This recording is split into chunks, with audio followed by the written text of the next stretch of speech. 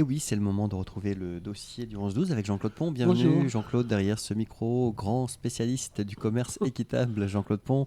Cette semaine, vous voulez nous parler des saveurs des cafés. Oui, oui, c'est notre centrale d'achat, Solidarmonde, qui nous a envoyé des documents pour dire sachez présenter un peu les cafés, les différentes saveurs, etc., le taux de caféine. Donc ça m'a intéressé. Et puis j'ai lu aussi une étude, quelqu'un qui a fait l'histoire du café, donc ça me fait un sujet à exploiter aujourd'hui. Alors c'est vrai que le café, bon, c'est répandu maintenant, hein, beaucoup de gens boivent du café, certains modèrent leur consommation parce que bon, ça a aussi des effets quelquefois néfastes pour certains, mais ça n'a pas toujours été le cas. À l'origine, le café, quand il est arrivé en Europe, hein, surtout dans les pays catholiques, ça a été un petit peu rejeté parce que c'était noir, c'était amer, c'était excitant, ça venait des pays musulmans. Donc ça a été un petit peu la boisson du diable. Et il a fallu que ce soit le pape Clément VIII qui dise ah ben non, non, non, le café, c'est bien, vous pouvez consommer. Il pensait aussi que ça tiendrait un peu éveiller ses moines pendant les prières qui duraient trop longtemps. Donc à partir de ce moment-là, ça a été plus accepté. Et c'est vrai qu'on a commencé à créer des maisons du café un peu partout, ce qui est devenu les cafés, les bistrots qu'on connaît actuellement. Et puis ça a trouvé preneur. Alors, donc, pour se pencher sur les saveurs du café, etc., ben, ça dépend de beaucoup de choses. Il y a des variétés. Il y a les variétés, il y a le terroir, il y a le climat, il y a les processus de fabrication, la torréfaction, etc. Donc, ben, en variété, disons qu'il y a deux grandes variétés, hein, c'est l'arabica et le robusta. Alors, Ça dépend de l'altitude aussi. oui, ça dépend de l'altitude. Ils sont cultivés. Les caféiers. Il y a le café de plaine et puis le café de montagne. Hein. Alors l'arabica, c'est un café qui est plus doux que le robusta. Il est moins caféiné. C'est des caféiers aussi qui sont plus fragiles. Hein, donc il faut entretenir les caféiers, ça revient plus cher. Donc en général, le café arabica est un peu plus cher que le robusta. Le robusta, il est donc plus robuste, hein, comme son nom. Un café plus noir, plus épais, plus caféiné, plus fort en goût. Donc ça, c'est déjà une chose qui change. Ensuite, bon, on dit il y a une association, c'est la SCA, la Specialty Coffee Association, qui a créé une roue des arômes, un petit peu comme pour les œnologues. Il y a vraiment, on trouve des tas de saveurs dans le café. Et c'est cette association aussi qui a classifier quelque part. À classifier les cafés. Elle a des spécialistes qui, eux, évaluent les cafés. Comme il y a des médailles d'or, etc., il y a des nez pour classifier les vins, ben là, il y a la même chose pour les cafés. Soit sucré. Alors, les principales saveurs, ben oui, il y a du sucré, souvent des arômes chocolat, caramel, un petit peu.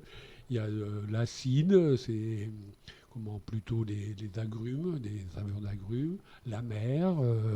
Alors, oui, il y a aussi, dans les saveurs, il y a des saveurs positives et des négatives. C'est vrai que dans le café, suivant la façon dont il a poussé, dont il va être exploité, torréfié, etc., ben, les saveurs positives peuvent se développer, mais ça peut être aussi des saveurs négatives. Alors en saveur positive, c'est tout ce qui est floral, fruité, chocolat, caramel, on parlait, etc. Jasmin. Et puis en négative, on peut voir des odeurs de brûlé, terreuses, voire médicamenteuses, des odeurs de cuir. Donc c'est vrai que aussi dans les usines qui fabriquent les cafés, il y a un gros travail à faire au niveau de la préparation, de la torréfaction pour que ce soit les arômes positifs qui émergent plutôt que les arômes négatifs. Oui, parce que la torréfaction, elle peut être soit légère, soit moyenne, soit corsée là aussi. Oui. Histoire de dosage. Alors bon, si c'est une torréfaction plus légère, on a des cafés plus blonds et plus légers. C'est plutôt les cafés qu'on va trouver pour faire des cafés au filtre. Si c'est moyen, alors c'est plus ambré. On parle de préférence pour les cafés moka. Et puis si c'est une torréfaction plus poussée, là on a des cafés beaucoup plus bruns, plus épais, et c'est plutôt réservé pour les cafés expresso. Donc aussi, l'important c'est donc la torréfaction, au moment de griller le café, hein, donc ça peut être plus ou moins rapide, plus ou moins long, durer longtemps, plus court, etc. Et donc dans la torréfaction aussi, c'est là où peuvent émerger la caféine, hein. Et donc, pour revenir sur les cafés expresso, par exemple, ils sont beaucoup plus forts, épais que les cafés filtres, par exemple. Mais par contre, ils sont moins caféinés. On a l'impression qu'on boit un café fort et donc on va avoir beaucoup de caféine.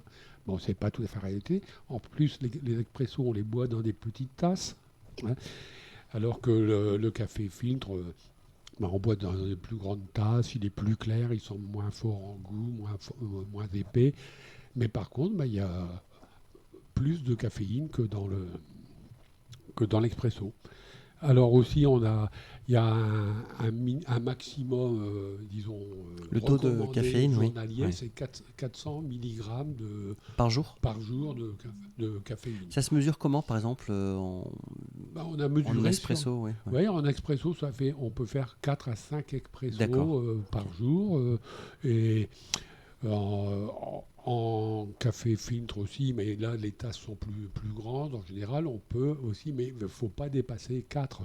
Bon, après, ça dépend aussi des estomacs des gens, de la façon dont On dort moins bien, le sinon, après. caféine. Il y a des heures aussi pour les boire. Oui, il y a des heures pour les Ouais. boire, oui, parce que la caféine, c'est un Ouais. excitant. Hein, c'est bon, il y a quand même beaucoup de gens qui boivent du café pour ce côté-là, qui recherchent le côté excitant. Bon, mais il faut pas abuser.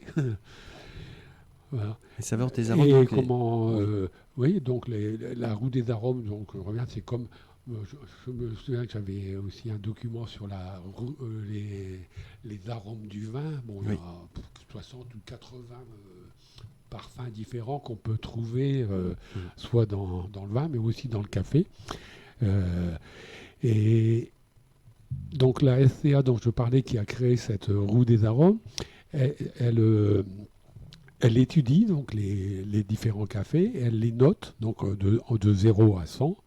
Alors, pour qu'un café soit côté café de spécialité, de très bon café, il faut que la note soit supérieure à 80.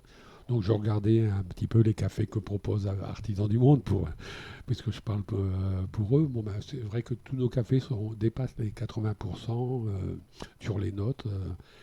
Les cafés de Voilà. qualité, donc. Oui.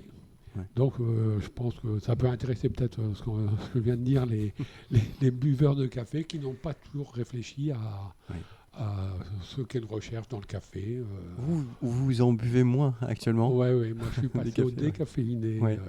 parce que je ne supportais plus la caféine. Moi Ouais. je suis originaire du Nord, donc j'ai été élevé au café. Ouais.